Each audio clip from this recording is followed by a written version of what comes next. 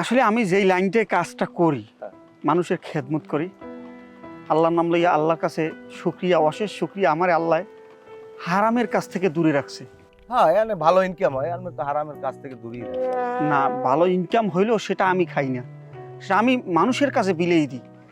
আমি আল্লাহর কাছে বলছি, আল্লাহ আপনি আমাকে কোনোদিন হারাম খাওয়াইবেন না, আমার পেটে যেন কোনোদিন হারাম না পড়ে, আমার ছেলে সন্তান বউ পোলা আমি কাউরে কোনো একটা হারাম খাওয়াইতে চাই না। আমি ইমানের সহিত মরতে চাই।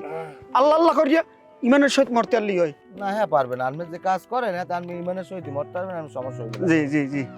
এখন জনাব, আপনার ফাইল কয়টা রেডি হয়েছে? ফাইল আছে 20-30টা, সব পিন আপ করা আছে আর কি। কই দেখি।